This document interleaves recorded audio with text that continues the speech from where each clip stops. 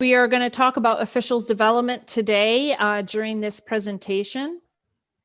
The agenda today, I sent it in the invite, but I'll just go through it over it here today. We're going to talk about officials clinics and how that's going to work in the next little while.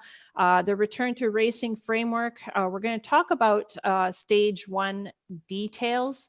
We've gone through 5 presentations of the return to racing framework in detail, so this will be we'll try to go through it fairly quickly. We'll talk about unsanctioned events and then on-deck evaluations, how that's going to work in the next little bit, referee assessments, formal evaluations, and we'll have actually Q&A sessions after each topic so that we can break up that question and answering. I do have family members and I am in the open, so I'll just give you a heads up. Family members and dogs, which might create some background noise, and I'll apologize in advance for that. So officials clinic and how the instructions will work. So as you been made aware already through some communications, we have had some updates to the PowerPoint presentations. Those are the 2020 updates that Swimming Canada that puts out every season. So they have updated several clinics and actually some of the questionnaires. So I invite you to explore those. They are available in the Google folder. You can email officials@swimontario.com to get that link. Instructors, club official chairs can email us directly and we will send you that link. There are e-modules that are also available for officials. Right now, the modules remain the same 3: intro, safety marshal, and chief timer.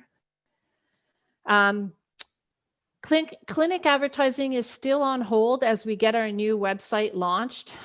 So if you are having a clinic, you should contact your and you want to invite other officials, you can contact your ROR and they'll help get that information out to the officials in your region, or contact Swim Ontario if that's the case. It's just we're not able to advertise right now with the launch of the new website in, we don't know when, but when it does. So we've put that on hold. Clinic registration remains in place. So all completed clinics must be registered with Swim Ontario. There is the link on our website. So it's important to have that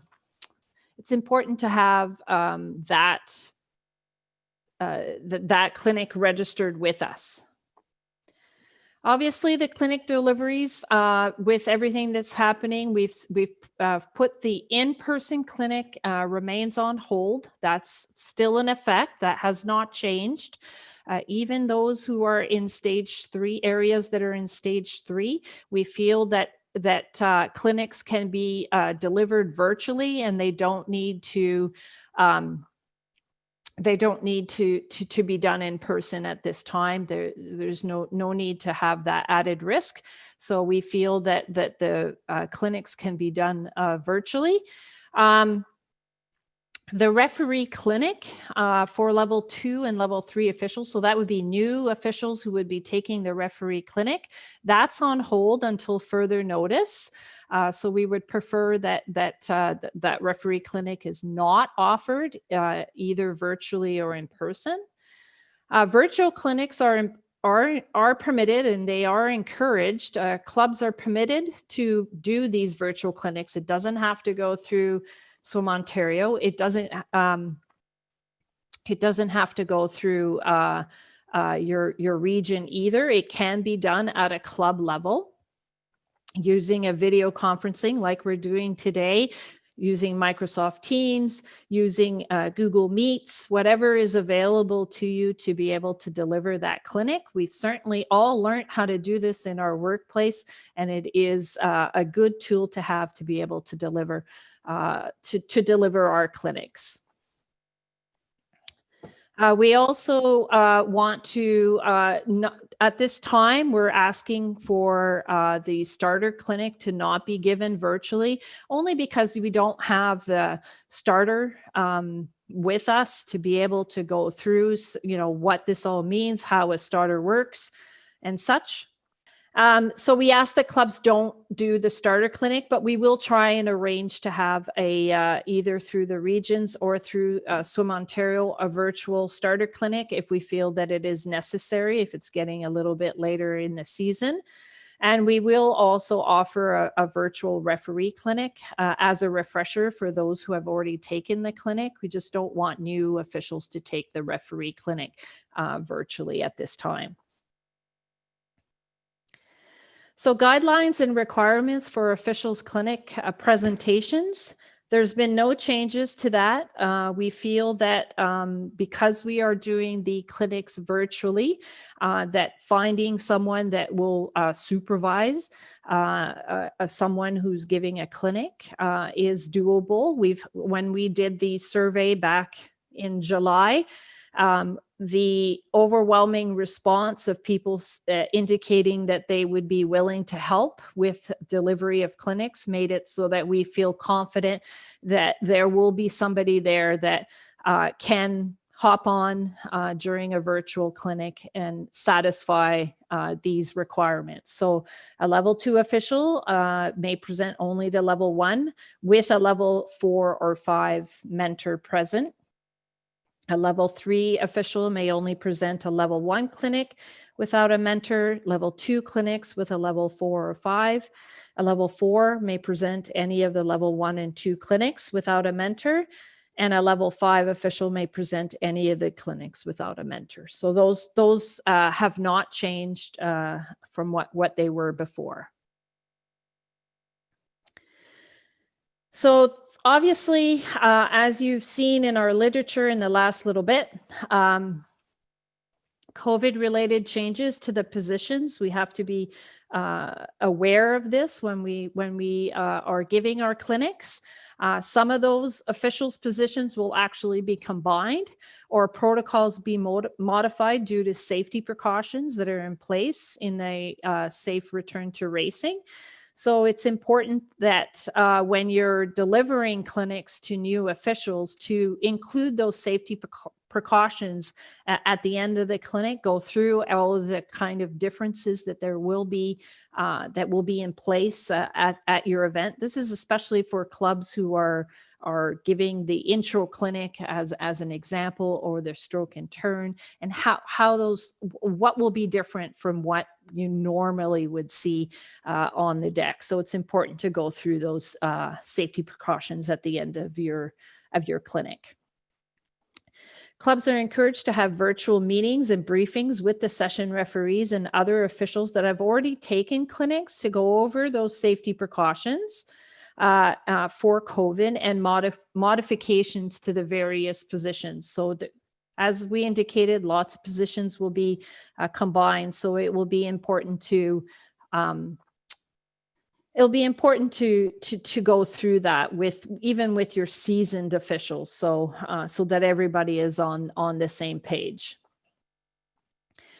So just to everybody understand, what was in the clinic may not apply during these racing events. So there might be some major modifications that have to be made, and so everybody has to be aware of what those are.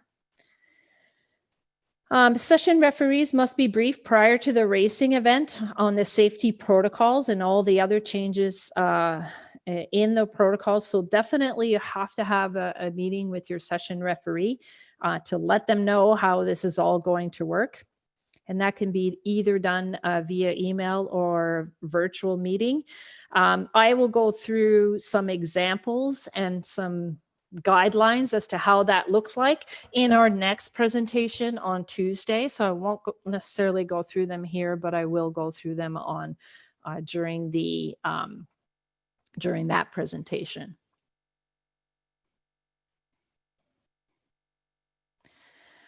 Okay, so do we have questions?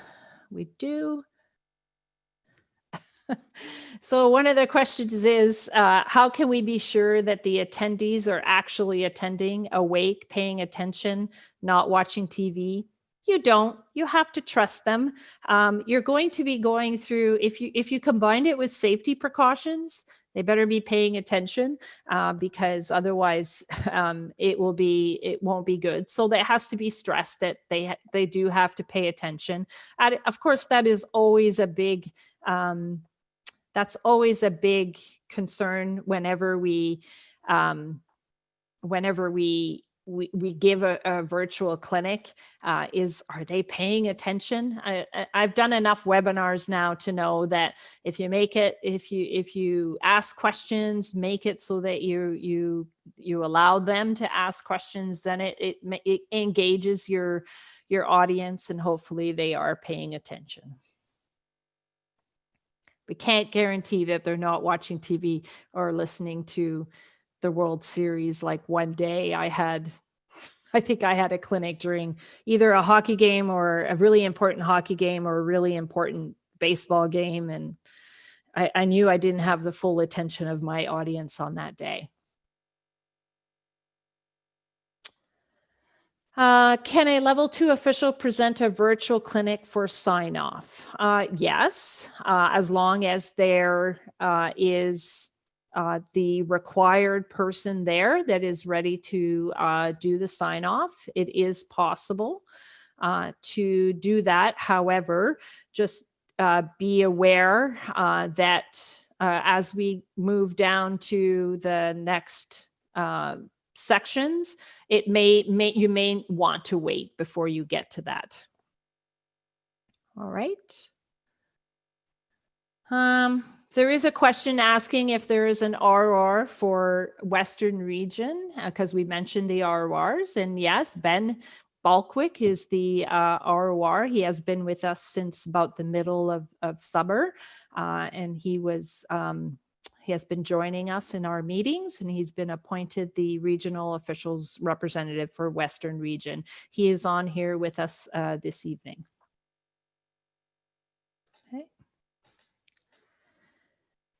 Okay, so the return to racing framework and how that will work.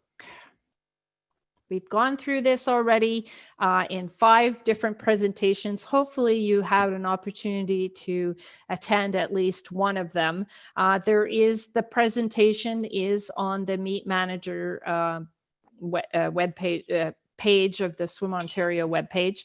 And the recording of the initial presentation is also there. So that is, you can review all of that information about the return to racing. There are 4 stages, stage 1, 2, 3, and 4, fairly simple.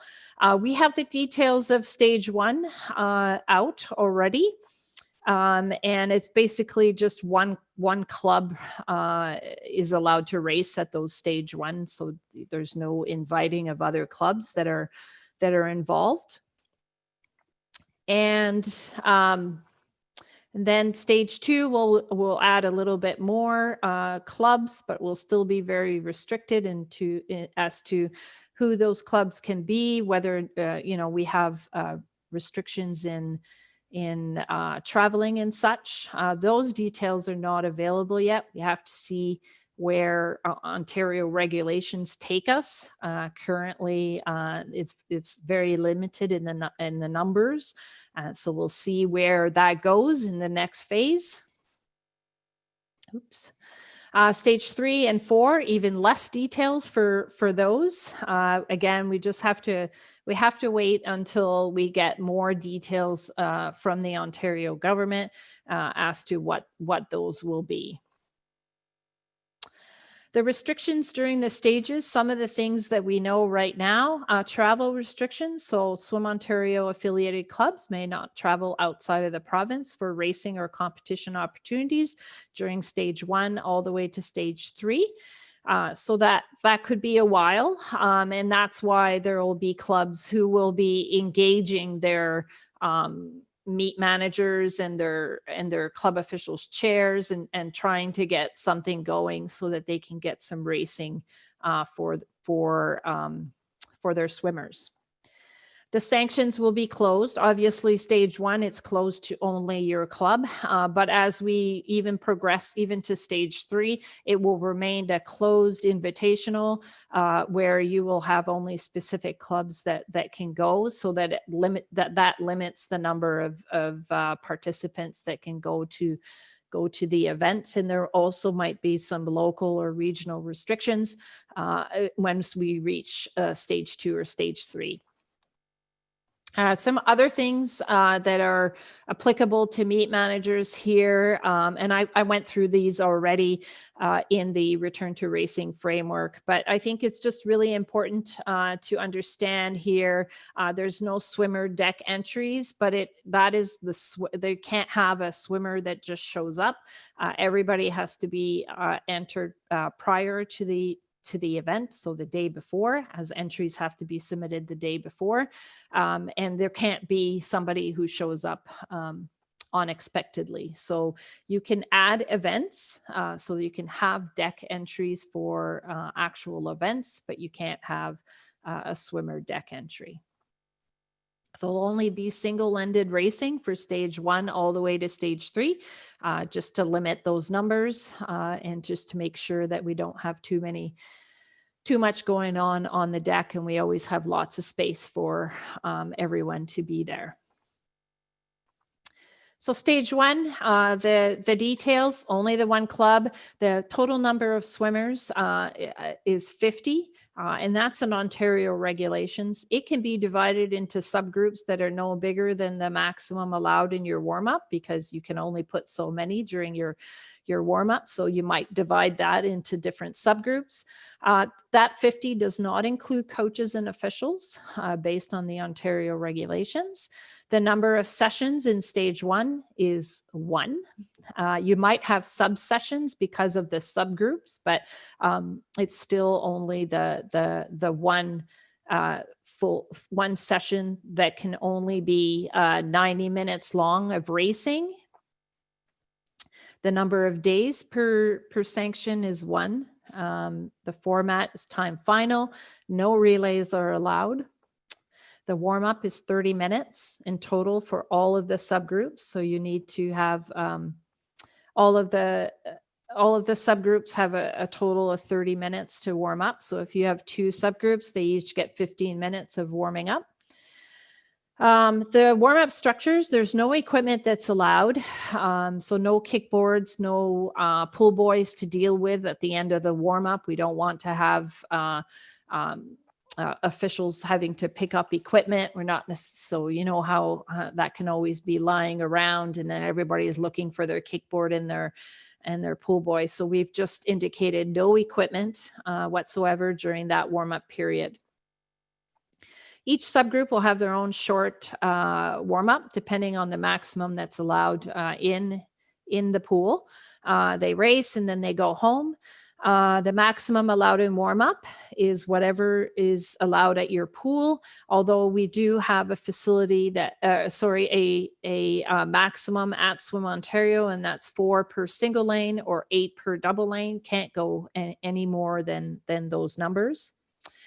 Obviously, spectators are not permitted, and hospitality, you won't have any hospitality. It's very quick. It's only 2 hours, so there should not be a need for hospitality, but it's just making sure that everybody understands you won't be serving snacks.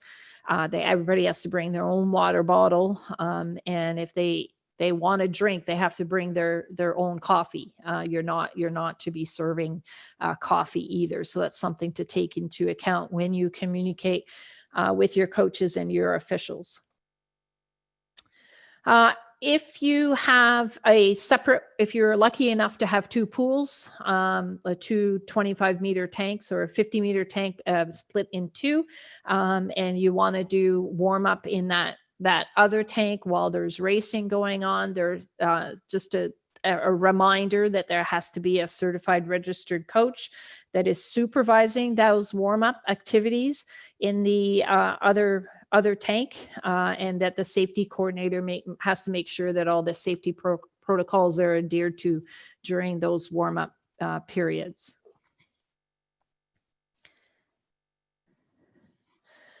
I went through this during the return to racing. How will this all work? There's two possibilities, really.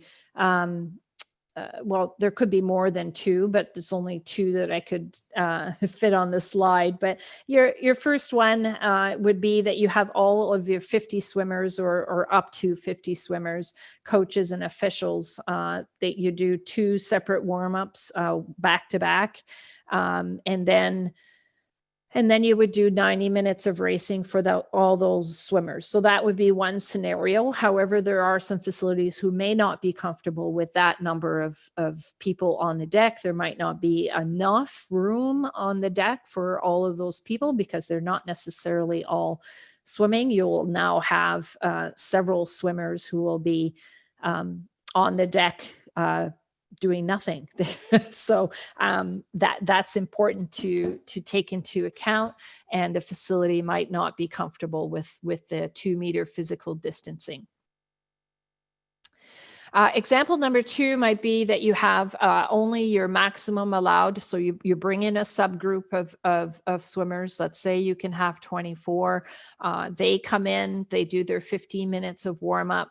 They do racing. It's not a lot of athletes to do racing. And then 10, 15-minute transition. And then you can move to the next group of 24 and do 50 minutes of warm up and then 45 minutes of racing, and then they go home. So that would reduce the number of people on the deck, and your facility might say, yeah, that could work. So it's all dependent on how your facility approaches this and what they're comfortable with. If you have a good detailed plan as to where everybody's going to be located, especially when they're not actually swimming, then if you have it all planned out so that everybody is always 2 meters apart, then they will appreciate a well thought out plan.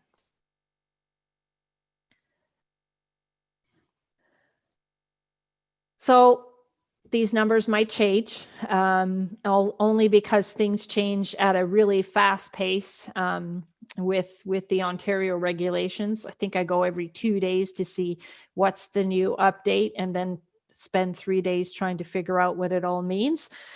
So just to be aware that it can change at any time, and to be prepared for that.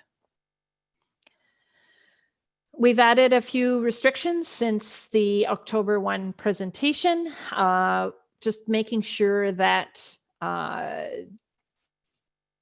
athletes and officials are not put in a situation too often where a higher risk. So a swimmer may only participate in a sanctioned racing once a week. So if you, as a club, decide to have more than one sanction in a day, that athlete can only participate in one. When they're participating in that one, they are allowed unlimited number of events up until your time limit. So we're not saying they can only do one race. We're saying that they can only participate in one racing event. Officials may only work one session per day and no more than one per week, excluding the meet manager, competition coordinator, and safety coordinator. So we have allowed that those people will most likely won't be easily replaced if you are having more than one per weekend. The meet manager, competition coordinator may only work 2 sessions in a day and a maximum of 3 sessions per week. And a club may only apply for 2 sanctions per day with a minimum transition time of 60 minutes between the sanctions.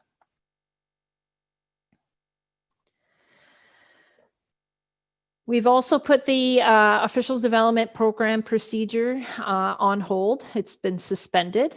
Because of that, we are going to ask that you register your officials, but realizing that you actually need a lot less officials on the deck. And we have put out a document.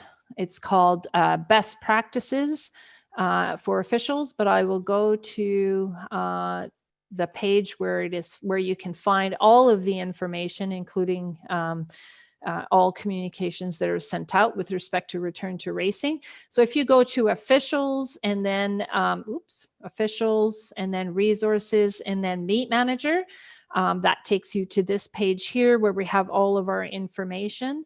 And if you actually scroll down, I mean, October 7th, we updated the best practices for clubs. But if you actually scroll down, all of the resources are here, and you will see that is linked here as one of the first things for you to go and look at. So we'll have a look at it here. There's lots of information that's in this document, and I encourage you to read through it, and because it will help you with your return to racing safety plan.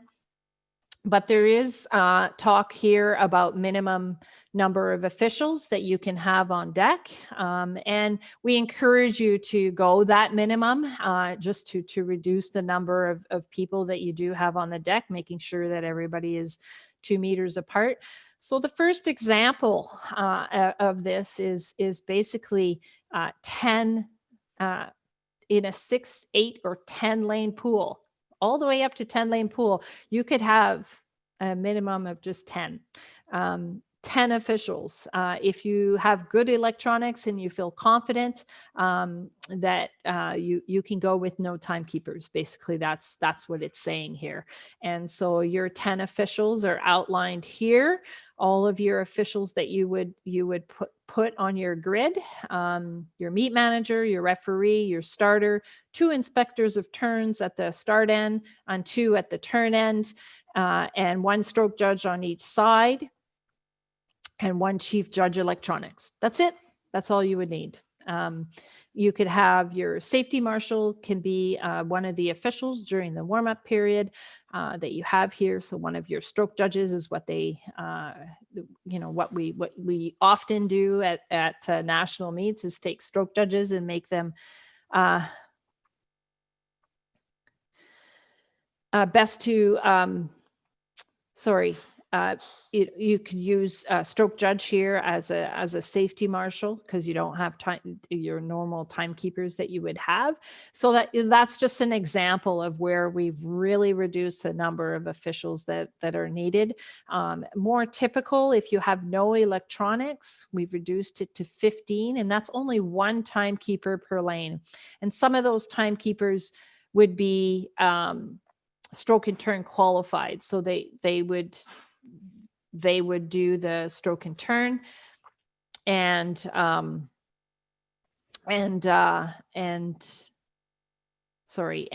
also do the timing with the watch because you have no electronics here, or with the wireless dolphin as an example. All right. So there's lots of different examples here. We encourage you to go through them, see what works best for the facility, you and the facility, and then base your recruitment on this. So obviously, because of the combined positions, you're probably going to go with more experienced officials, especially when you're combining several of the administrative roles into one, or even the chief timekeeper with the clerk as well. So you'll want to have somebody who has experience at working those and go from there. All right. So I really encourage you to go through this especially for as you start putting your plan together. Okay. So competition coordinator, we recommend a level 4 or 5 official, but if there are no 4 or 5 officials available, we'll consider a level 3+ So that's a level 3 that has referee, can be a referee on deck. It'll be done on a case-by-case basis. You'll be required, if it is a level 3, they'll be required to share their deck log with us so that we know what kind of experience they have before we approve that as their competition coordinator. So you share it with your regional officials rep and with Swim Ontario. We also recommend that the session referee be the competition coordinator, just to minimize the number of officials on the deck, especially as we start going in this stage 1. All right, so we announced this today. 4 areas in Ontario Stage 3. Sanctioned Stage 1 racing events may begin on Friday, November 13th. That's basically 2 weeks from now. For areas that are in Ontario Stage 3, sanction applications for Stage 1 racing can begin tomorrow, provided you have all the prerequisites are completed. So there's a lot of things that you need to do. If you attended any of those 5 sessions, you are aware of what that is. So there's lots of steps that need to be done prior to that sanction application being submitted. For those that are in modified stage 2 in Ontario, we're still having hold on sanction application and racing events. So you may not submit those sanction applications. All right. Obviously, as we learned back on October 9th, due to the rapidly changing situation with COVID, these dates are subject to change at any time. So we could be communicating next week and saying so that they're back on hold. So just be prepared for that in your planning, that we may need to go to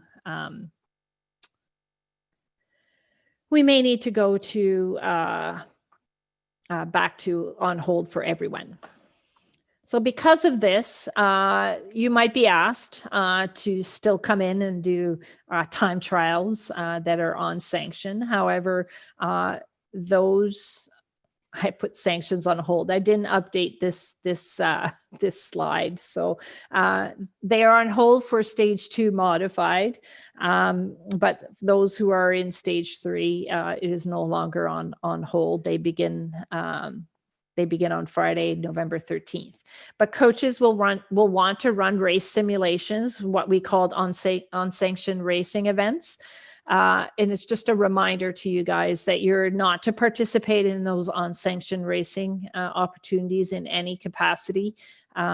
Those are those that are approved to be on the deck, are those that are in their approved return to swimming plans, and so they must not use volunteers and officials for these unsanctioned events. It has to be run by the coaches and the athletes themselves. So it's just a reminder to everyone regarding that. All right, so let's go to the questions and answers if I can get there. All right.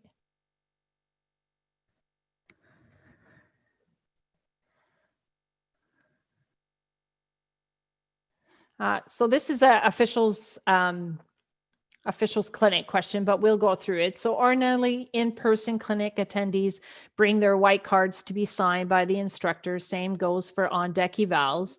Are white officials cards still being used, signed? So during this time, they are not. You should keep a sign-in sheet. Have it signed when you submit your and making sure that everything is signed off as to who has attended. So you need to keep track, take attendance, do a roll call, and just to make sure that everybody is there. You can do 2 roll calls just to make sure that people are paying attention, and sign it. Just keep that, sign it for whoever is giving the clinic. And then when you register the clinic, you will provide a scanned copy of that. And so we will have a copy And then eventually when we get to be together again, we can start signing cards if need be. But we're still discussing whether or not we can move away from the certification card, but obviously we're not signing cards at this point because we're not in person, and we are not going to be signing them when we see them on the deck for the next little bit.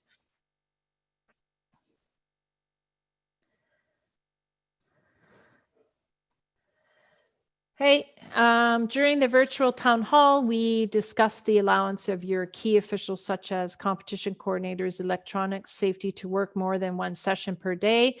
Do we have any updates in that regard? So I provided that update. You can do up to 2 sessions a day, a maximum of 3 per week. That your electronics is electronics operators. So that would be your electronic operator who is not necessarily an official here.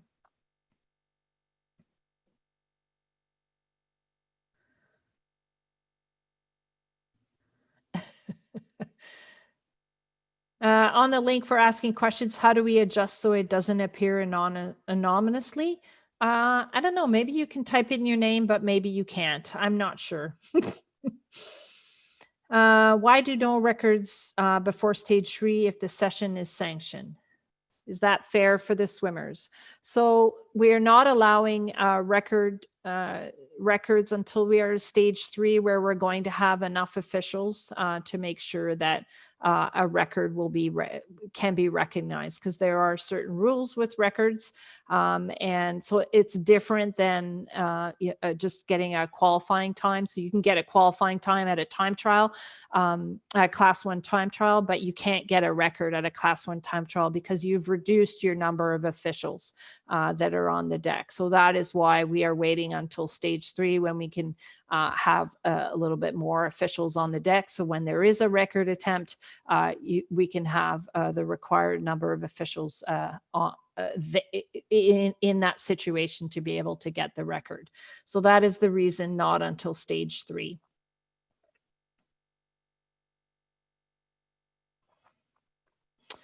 Any best practices for avoiding overtaking during warm up?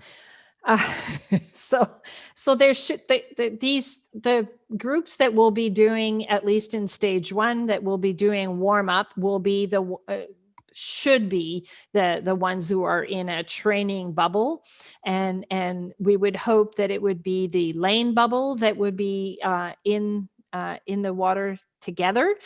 So we would hope that at that point they've learned how to do the start and stop, and not do the overtaking as much as possible. But there will be I know that will happen, and we will have some documentation regarding single lane swimming and passing and such in the next little bit.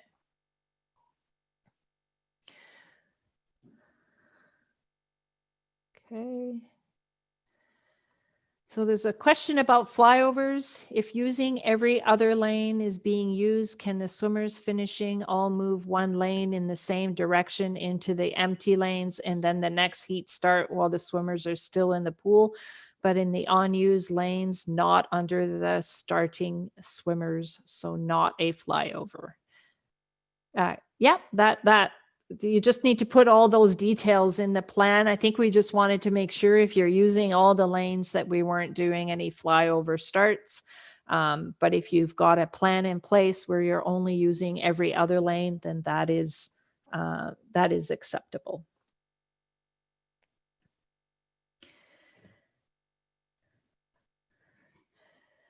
The separate tanks means that is 2 pools.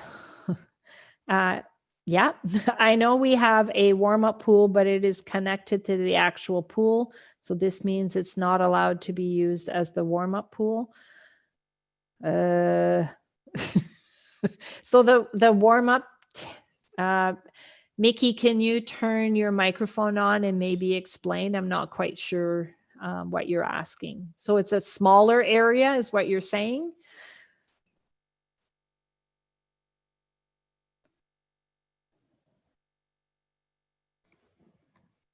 don't know if we lost him or not.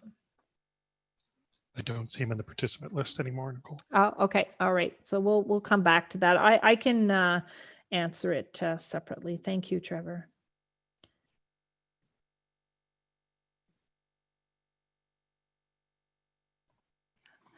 What's the rationale behind one official per session per day and one per week? We want to make sure that they are, it's not going to be comfortable being on deck with a mask for a 2-hour period of time. Not everyone is comfortable with that.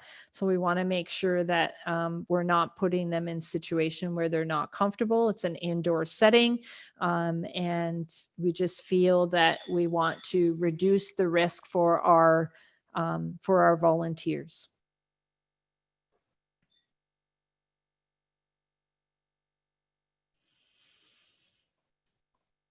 All right. I'm confused by the timelines for sanctions. If I split one session in 2 parts, I need 15 minutes changeover. But if I have 2 sanctions, I need 60-minute changeover. Why? I'm going to pay for that hour of pool time. No, we understand, but you're also changing your officials during that 1 hour. You're also doing your cleaning in between the sanctions. In the split where you only have 15 minutes, your officials are not changing. You're only changing, the only thing you're changing is your athletes. And so we felt that a 60-minute was a good amount of time for the changeover from one set of officials to the next, and athletes as well.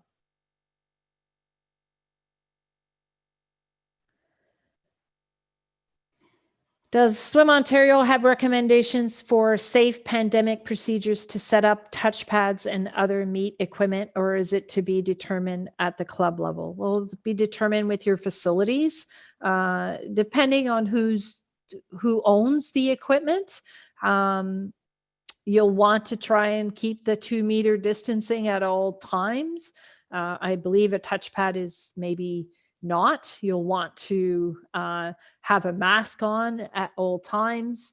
If you can find a wife and husband who can do it, that would be great, because then it's not as great of a concern. But it's a discussion to have with your facility as to how that will work, and how comfortable they feel with that with that scenario.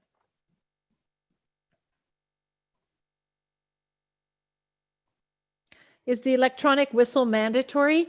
Well, we tried, or I should say Trevor tried, with a face shield and his whistle, and it was pretty disgusting what came out of a whistle when he did it. And I have to agree that it will be very difficult to contain the spittle of a whistle, and that's one of the things that you don't want to be doing in an indoor setting. It is something that they don't recommend, shouting and all of that. So obviously blowing a whistle will cause droplets to be expelled from your mouth at a very high speed.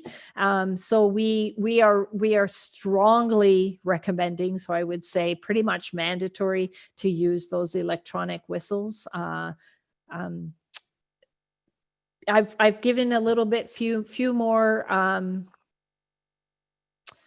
I've given a few more ideas as to where you can get some if you haven't been able to get them. So if you go on the Meet Manager page, you will see them there.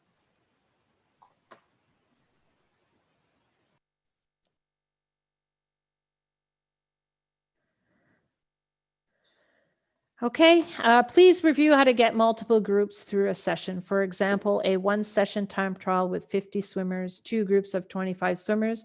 How much of a break in the middle of the session is ESSO suggesting to avoid change room congestion? So in between practices right now, we've actually done 15 minutes, and we've actually reduced it to 10 if you have actually a separate entrance and exit. The change room does add some challenges, but it's only the swimmers that you're changing.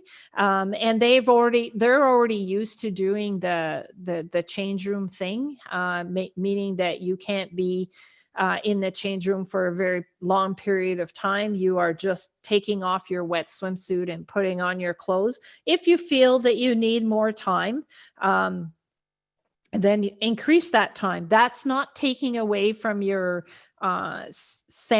actual sanction time. So we've actually eliminated that transition time from that 90 minutes and that 30 minutes. So it's total 90 minutes of racing that you have, but you can add on whatever your transition time needs to be with the change room access. All right. So if you feel 15 minutes is not enough, then you need to, okay.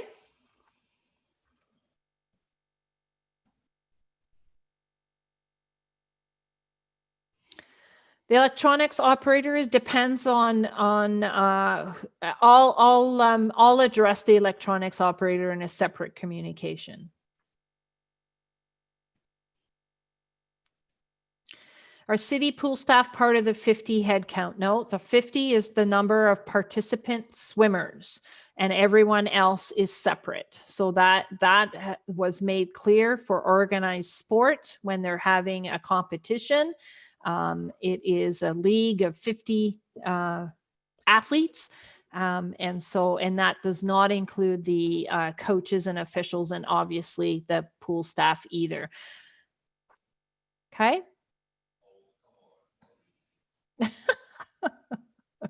Sorry, I'm reading some of the questions. The link to the electronic whistles is on the Meet Manager page under resources. Those are found there. There's only 2 links to online and retail store sales. As people send them to me, I add them.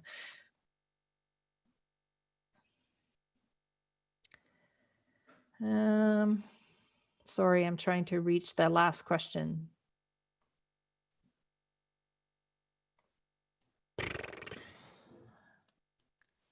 I can't make it show up. Should swimmers be told to keep cheering on teammates to a minimum to avoid potential problems from yelling in the enclosed space? Yes, they should be wearing their masks. Even when they're out of the water, that mask gets put back on.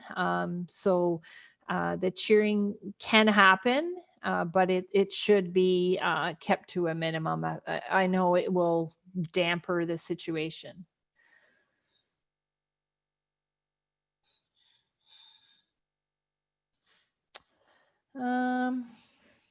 Okay, somebody's can't ask a question, but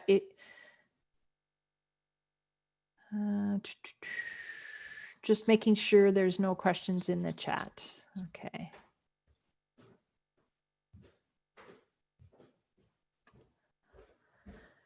Okay. On deck evaluations. Let's move on to on deck evaluations. So we're going to talk about stage 1 and possibly what it will look like in stage 2, but because we don't know enough, this is only a guess. So the old normal this is what we had. We time trials, in-house competitions, on-deck evaluations were not permitted. You had to work a minimum of 2-hour-long sessions, and there were specific people that could provide the sign-offs. So that's what we had in the old normal as it's indicated. However, we do realize that we have to continue with officials development. So we are allowing on-deck evaluations during stage 1 events. So for all level 1 and 2 positions, so that's all positions other than the referee. The session referee may conduct on-deck evaluations for all level 1 and level 2 positions. So level 3 referees can now evaluate a level 2 position. So in the past, it had to be a 4-5. We are indicating that a level 3 referees can provide that deck sign-offs. Officials that are new to the position must work at least one session for experience, preferably 2, just to make sure that they get an understanding of the position. So that's either 1 session last season and then 2 stage 1 sessions this season is what we're asking it to be. They can request their on-deck evaluation once they feel comfortable for every 2 sessions work in stage 1. So in order to gain the experience necessary to be considered for an on-deck evaluation. So they have to be comfortable in the position. And then once they've worked 2 sessions in stage 1, then they can be considered for an on-deck evaluation. So in total, that would be 4 stage 1 sessions to be certified in a position. So it's more sessions, but the sessions are shorter. They could be only half an hour long. They could be 60 minutes long. So we are quantifying it instead of number of hours. We're quantifying it by the number of sessions that they have worked for them to be eligible for an on-deck evaluation. The same rule applies for each position. The on-deck evaluations must be at 2 different racing events.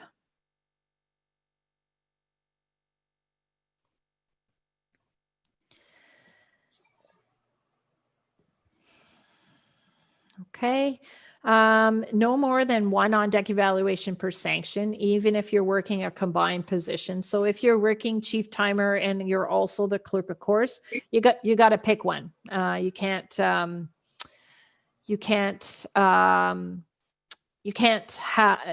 get an on-deck evaluation for both. So you pick one at the start of the event, and the one that you are asked for is the one that you will get the evaluation for.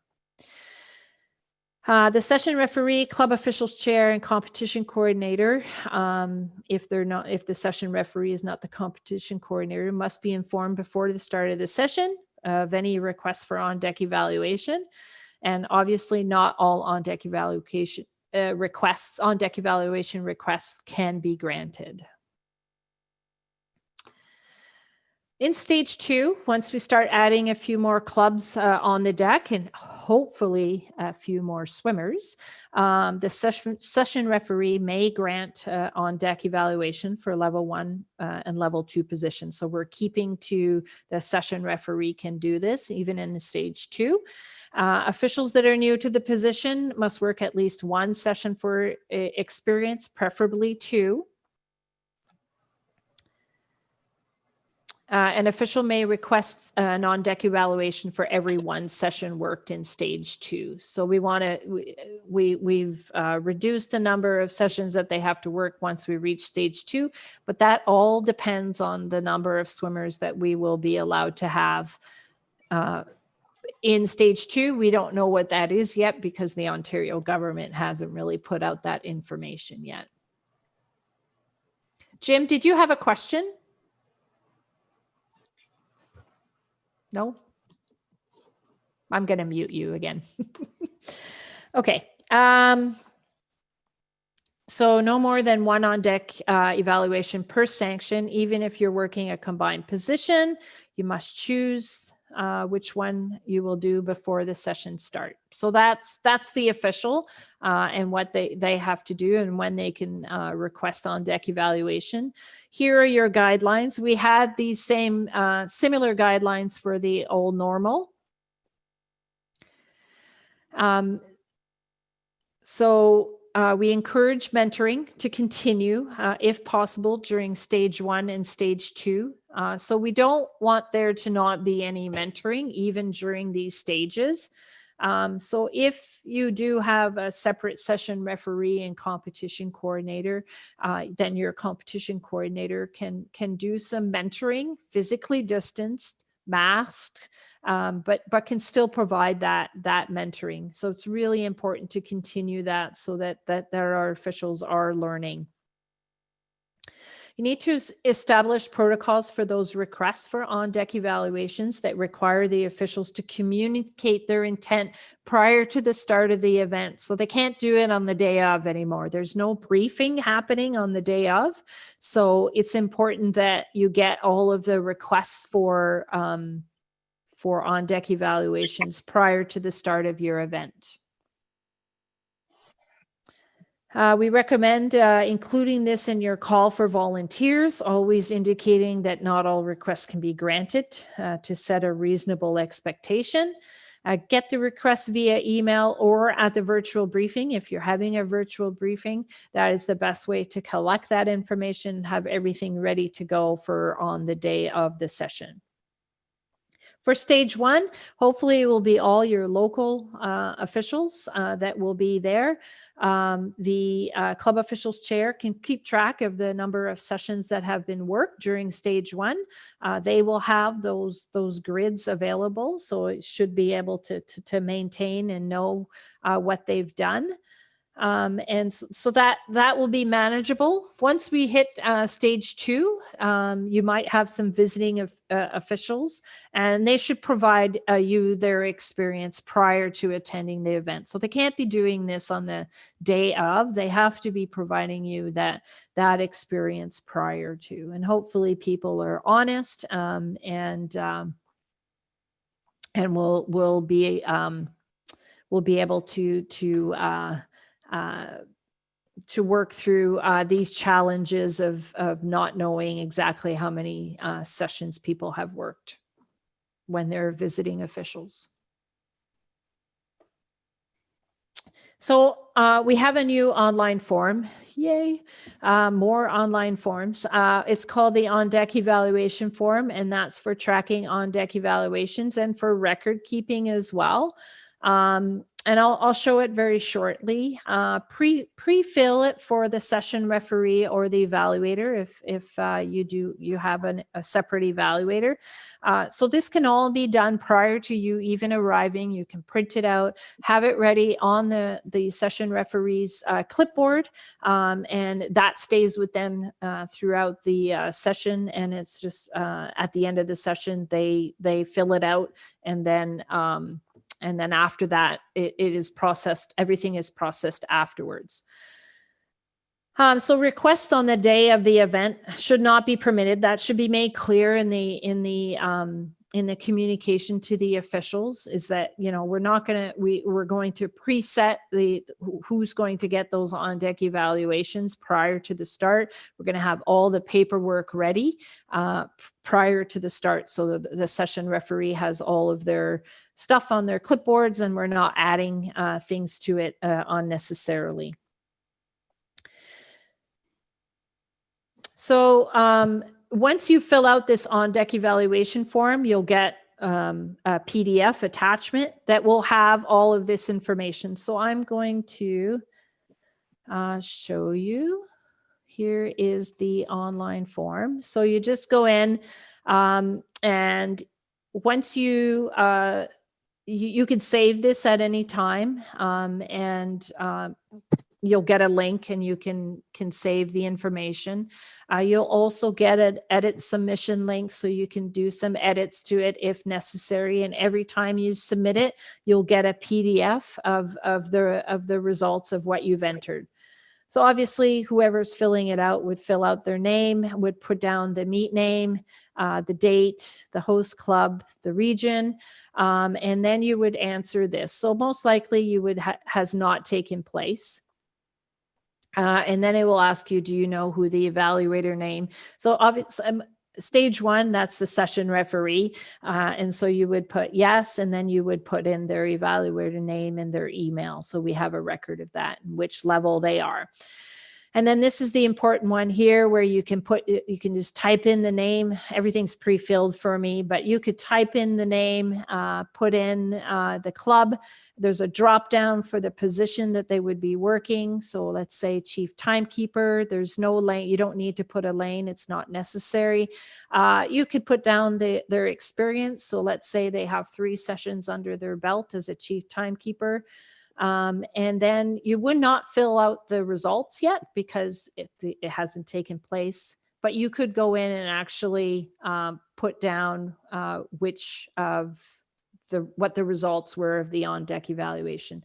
So I've put 3 options here: successful, requires more experience, or wasn't able to provide any feedback due to some circumstances. So that's all that can all be done after the session, but you just keep filling it out and putting in information, and then just click submit, and you basically get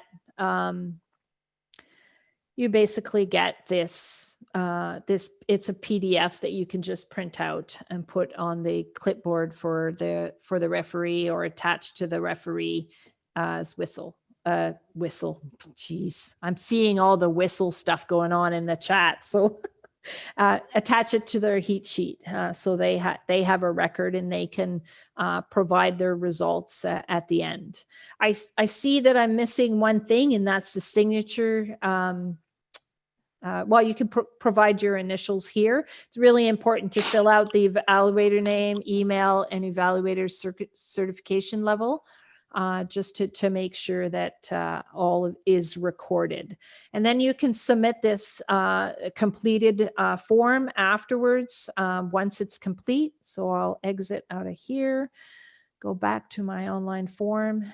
So you can click on you'll get a link to be able to edit it, and it will, let's say the racing event is completed. It will ask you for upload the completed form, or you can just take a picture right on the site.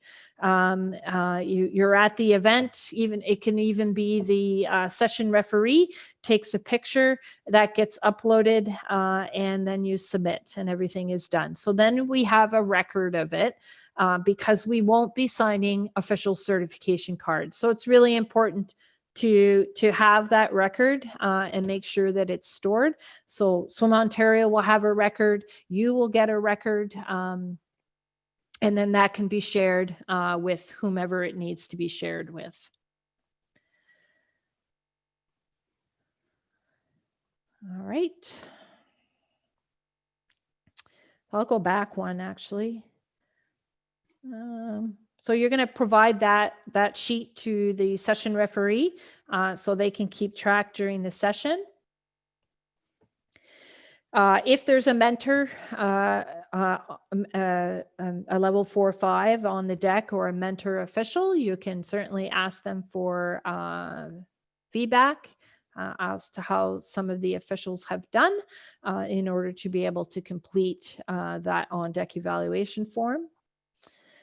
So that deck evaluation, for a successful deck evaluation, is where the candidate has shown competency and confidence in the position and has satisfied the number of sessions worked. There should be no signing of the certification card. Indicate that the officials will be informed via email of their successful on-deck evaluation after the session. So there shouldn't be congregating around the session referee at the end. That should not be happening. Everybody will be asked to leave in a well-orderly fashion, maintaining their 2-meter physical distancing at all times. And so it will be a communication with the officials afterwards. This works well for stage 1 and for stage 2. We will revisit all of this once we reach stage 3, and there's more visiting officials that are involved.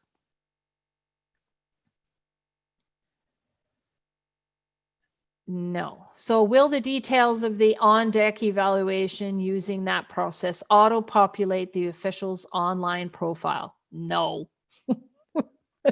That's not automatic yet. So after the racing event, resubmit the results of the on-deck evaluation. You'll have 3 options: complete the last column of the input table, upload scan of the form, or take a photo.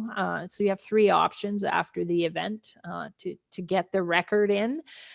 You share that form with the club official administrator to enter the on-deck evaluations in the Swimming Canada registration system. So it is not automatic into the Swimming Canada system. You still have to go in and duplicate that work. And also make sure that you share with the visiting officials so they can provide it to their club official administrator. All right, so let's go to the questions and answers here.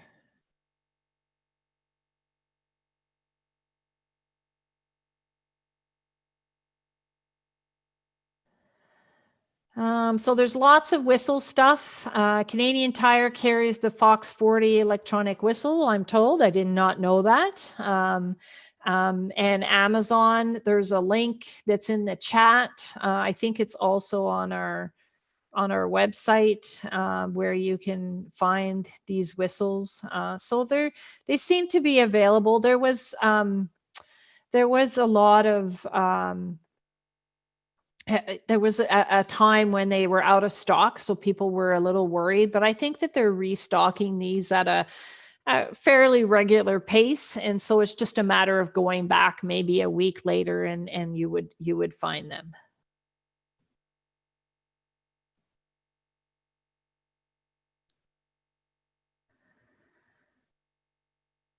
All right. It's not a question, more of a rant. You know what, Michael? I will address your rant with respect to that. So Kathy's asking, will the COA get a record of the on-deck evaluation? It will be up to the meet manager to make sure they get a copy of that. Okay. Why must an official choose one position to be evaluated? If they demonstrate competency in both, should they not get a successful deck evaluation? We just feel that because of at this stage in stage one and the fact that the sessions are very short, that we feel that one position only per sanction should be what should go forward. And so that's why we have that in place. I can't seem to get to the last question. I'm not sure why. Let me try something here. I'm always stuck. Here we go. Nope.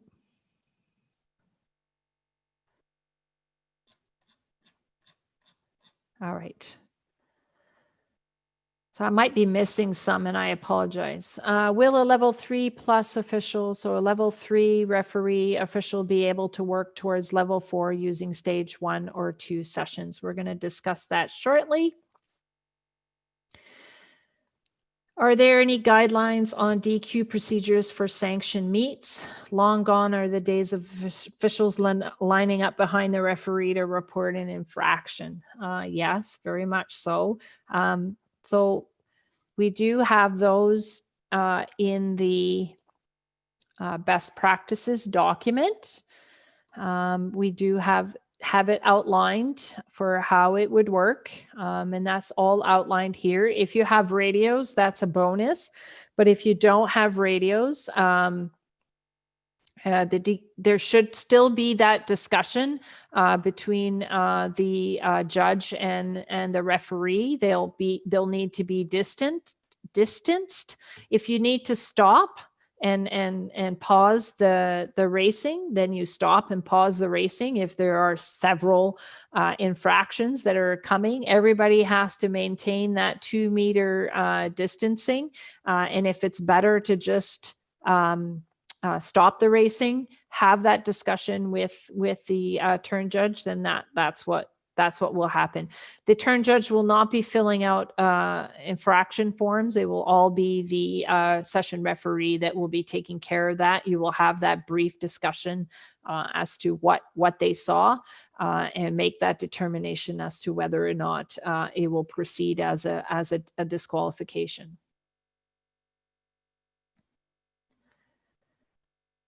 Okay, back to here. I think I've gone through everything.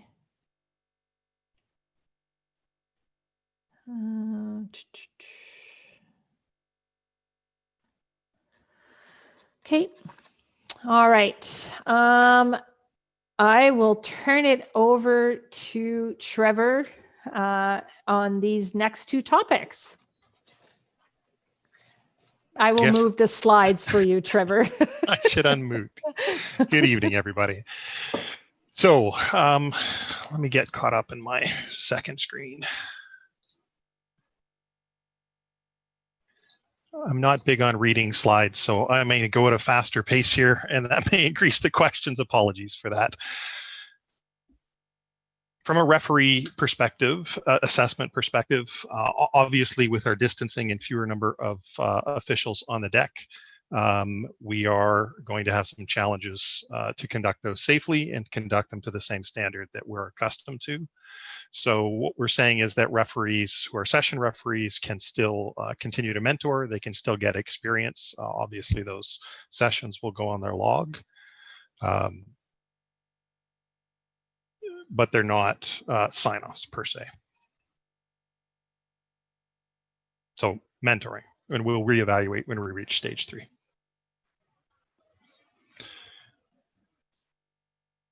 What we're encouraging is try and move that mentoring as much as possible to virtual, whether that be phone calls, whether that be Zoom meetings like we're doing here, whether that be email and texting. You can move a good deal of the conversation, both preparatory and after the fact and feedback, to something that is not face-to-face and not stressing your social distancing. Absolutely, in terms of how thorough you might normally be when mentoring a session referee, there's an element of trust that has to go in here. Getting right into, I think, we've had questions around why isn't the session referee responsible for safety, et cetera. It's really going to rely upon, that relationship with the facility and understanding the ins and outs of what your facility and your regional health unit expects. So you're going to have to trust the other members of your team that have put together the safety plan for return to racing, and try and stick to the core elements of what the referee is doing on the wet side.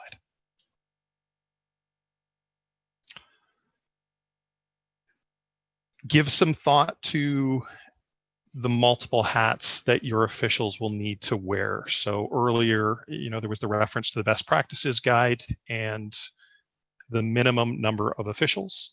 And spreading that out, there was obviously safety marshals. We often double up in what's there, but you may have, individuals that are doing double duty, your meet manager and your electronics operator, something to that effect. So give that some thought ahead of time and make people aware of who's going to be filling multiple roles. Our priority is on the safety for everybody involved, and obviously, reducing the number of people on the deck makes that social distancing easier and should increase our safety. The deck check, again, how hands-on we might be. You think of all the things you touch as a referee as you go around to do a deck check. Don't really need to be spreading your germs on absolutely everything. So can give some thought to how that's done efficiently, given our time restraints, as well as just realistically for the safety considerations for the facility, right? Again, trust the other team members you've got, meet manager, competition coordinator, safety coordinator.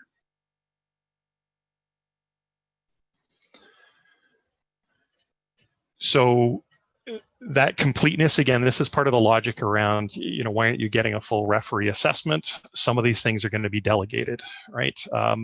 The conversations with the lifeguards, what's the fire evacuation procedure? How do I get pool chemistry? These are things that can be coordinated, can be emailed, can be delegated. So give that some thought, right? You're not going to be able to check every box on a typical referee assessment or mentoring form. I've already talked, the amount that we touch during a deck check, you're going to have to give some thought to, do you use a podium or a lectern? Are you using clipboards? Where is your paperwork movement happening? So we want to try and minimize, all that touching and handing around and allow sanitization to happen. So you can ask those questions when you're preparing to be a session referee, the safety coordinator and meet manager, just to see what's going to be expected of you, and giving thought to minimizing what you've got to put your hands on while you're on the pool deck. So the electronic whistles do work great. I'll echo what Ben said. They definitely sound different. I had one of my local club members send me a text message earlier today, and what does that look like? And I whipped it out in my home office and set it off. And my university daughters came running downstairs to my home office to say, what the heck was that? What is on fire? So it does sound different. So make sure that you build in a little bit of time to make sure that everyone's familiarized with what setting of your electronic or whistle you're going to use, what it sounds like, what they should expect. And that kind of sets the tone for the whole session, right? This isn't we're timed out to 4 hours and 32 minutes. We need really fast turnovers. We need to be focusing on getting accurate results in a safe manner. So there's no rushing anywhere, right? That's why there's no flyover starts. So work to instill some confidence, some trust in everybody that's there, and your pace and kind of the tone that you set will be important in doing that. So slow and steady, well prepared, well planned is what we're looking for. And if something isn't working, or if somebody brings forward a concern, what we're asking is adjust, right? Bring that core team together. That's why we added the new role of safety coordinator. Address the concern that's brought forward, consult with the people you've got. This isn't going to be a humongous group, both the number of officials, number of swimmers and coaches involved, the first couple of phases of return to racing. So it should not be too challenging to make sure that people are consulted and their concerns are addressed. So record keeping, the question was asked, what is the procedure going to recommended procedure for DQs? This really does become a responsibility on the referee. It's an opportunity for our developing referees and threes to work on refining how they keep the records, manage their paperwork, right? Understanding what happened, understanding that conversations with coaches around, did we accept an infraction report? Has it gone forward as a DQ? Why?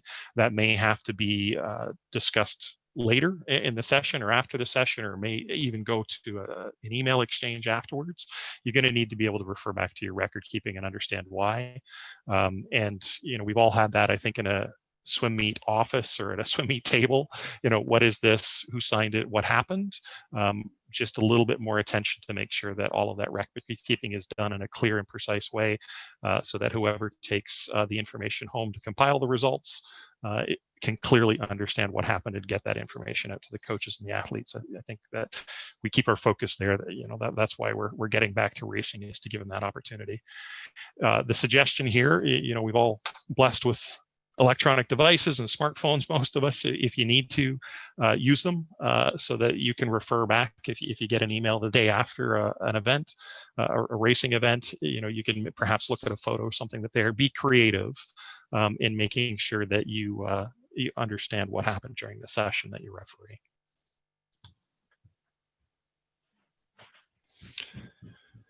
I'm not monitoring Q&A. Get any? Sorry, Travis, this is Tam here. Can I just jump in for a second? Sure.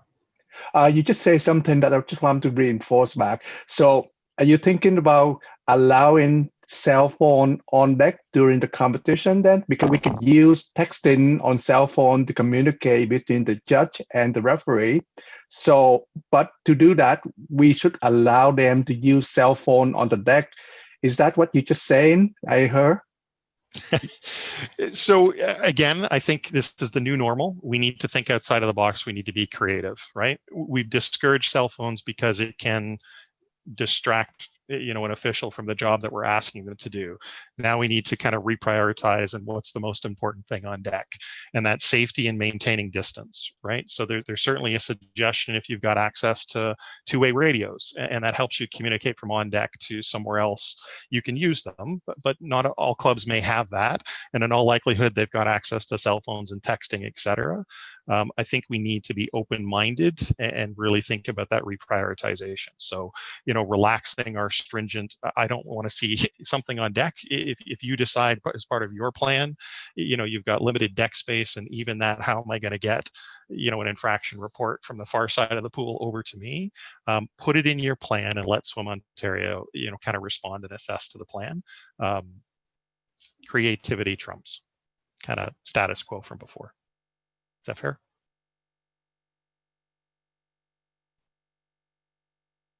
Okay. So let's go into formal evaluation. So, we appreciate that there were a number of candidates looking for advancement, 4 or 5 before the pandemic started. They've been working very hard on that. Kind of their officials pathway and development has been interrupted. We get that. We understand that. And we're going to kind of go through where we're at in terms of the first couple stages. So we will be unable, given the length of the racing opportunities, social distancing, to conduct formal evaluations through stage 1 and stage 2. It's simply not possible to anything close to the standard that we expect in our province. We'll revisit that once we get to stage 3, and we've got some longer sessions with some more substance to look at. So where does that leave our referees that were in progress? So we basically extend the period of time. There's no requirement to redo referee assessments that were completed last season. They will be carried forward. There's no reason to reteach a clinic if you taught in that period as well. Obviously, we hope that those referees will continue to support racing opportunities, do some time trials, do some in-house competitions. So please do continue to, keep your deck logs up to date and participate, and we'll review those when we're able to start rescheduling formal assessments.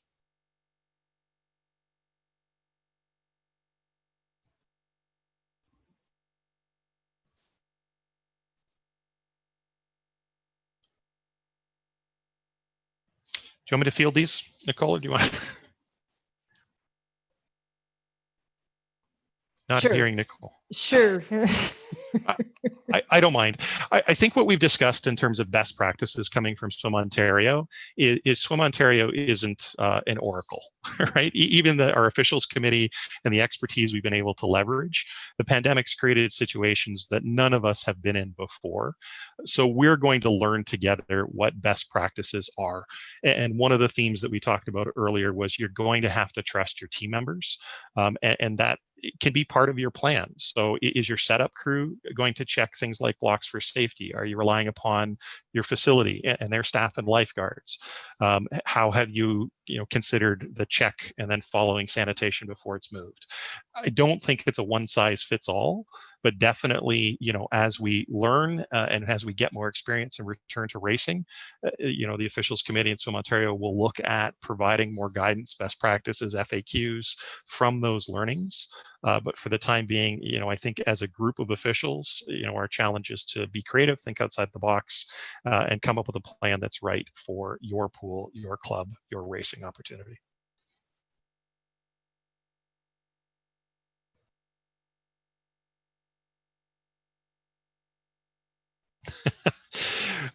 So what's the penalty for not following safety precaution? I don't know that this is something that we've discussed specifically at a committee level, but if you look at the memo that went out today, and I think a tone was very well set in that memo, particularly towards the end that's there, we've done quite well as a sport in swimming to responsibly return to training. We want to continue that and responsibly turning to racing. We need all of our stakeholders to take the safety of all participants seriously. So again, we've got a really experienced group of officials across the province. You're going to have to use best judgment, but we do not in any way, shape, or form want to be lax. You need to plan well, communicate well, and then make sure that everybody follows the procedures that are in place. Use your judgment with respect to warning or if someone didn't get the right communication, but you're going to want to nip any form of misconduct in the bud quite quickly. Chain of command remains the same as it always is at any swim meet.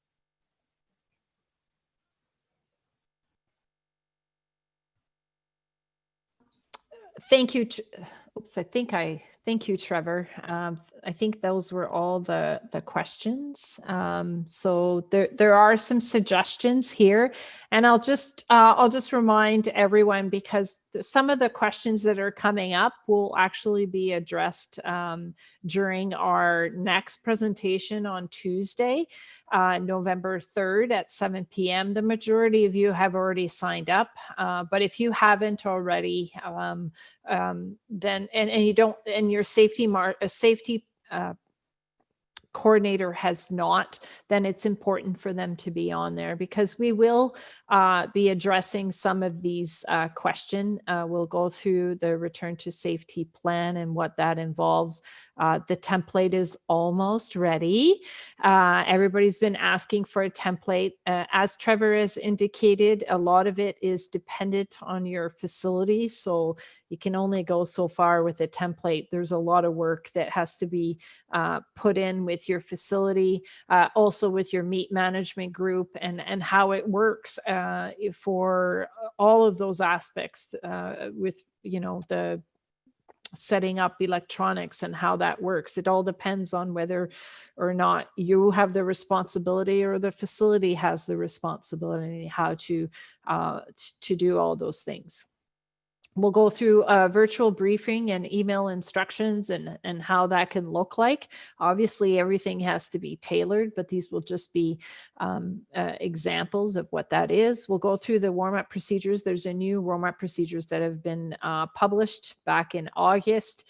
I haven't stressed it yet, but we will go through those during that presentation, and go through the new concussion management procedure and what that means for the meet manager and the competition coordinator. So that will be on Tuesday, November 3rd. Everything will be recorded and posted on the website and on the Meet Manager web page, so that you can review. The presentation will be available as well with all the links to the documents that we have discussed. Are there any other questions? Oops, let me see here if we have one. So even though it's a time trial in stage 1, we can give sign-offs to level 1s and 2s, taking into account the 2 to 4 sessions. Correct, you can. We have to continue with officials development, and everybody will be hyper aware on the deck, only because of all the safety precautions that will be in place. So I think it's a good opportunity for us to learn how that will proceed with officials development. Nicole, I have a question. Could I ask that in person? Yep. It's just regarding the role of the safety coordinator. I'm not very familiar as to what this role is. Is there a training for it, a clinic to take? I haven't heard that term before today, so I was just wondering what that was. So during our return to racing presentations, we introduced the safety coordinator position, and their role is to be part of the team that will develop the return to racing plan and have all of the safety precautions that are in place for COVID at the event. And we've indicated that the person, the best person for that role would be someone that's on the return to swimming committee, because they've already gone through this in their return to swimming plan development and such. So a lot of the aspects here are, how are you going to do how's the entry exit going to happen for athletes, coaches, and now you have officials. How is that all going to be managed? And then what's the deck flow when you're running an event?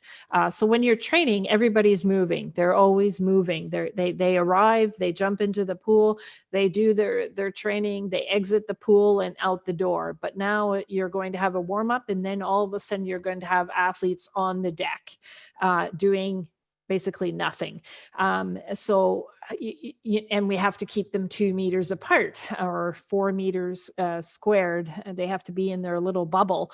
And so what's going to happen? How is that going to work? How are they going to move from being in that static position just before they're going to start the race? So that's what that safety coordinator is there for, as an extra support person to make sure that that all works it works at well-oiled machine.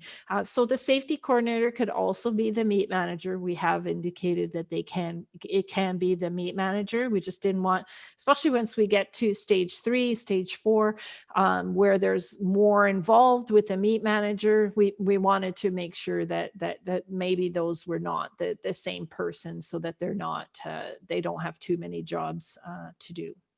Okay, so was there a clinic offered for that? Sorry, I missed that last time when you had that. So there's no clinic per se.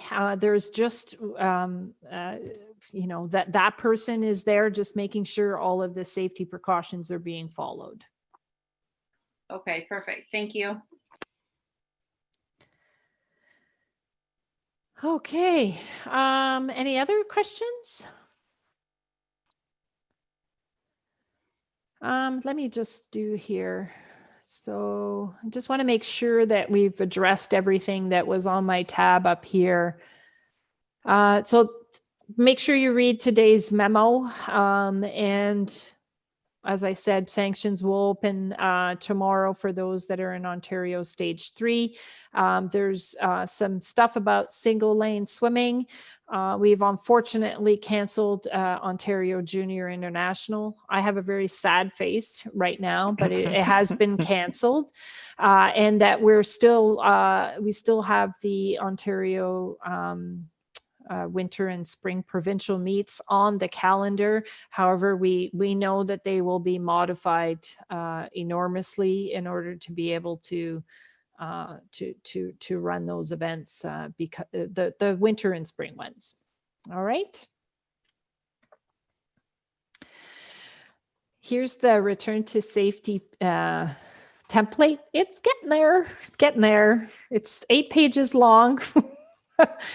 Anyways, it's not quite ready yet, but if you've already started on one, I'm sure it's fine. This is just a template to get clubs going, and then they can modify as they need be. All right. So I will bid everyone good night. Thank you very much for joining us this evening, and I hope to see you all or speak to you all on Tuesday, November 3rd. Thank you, everyone.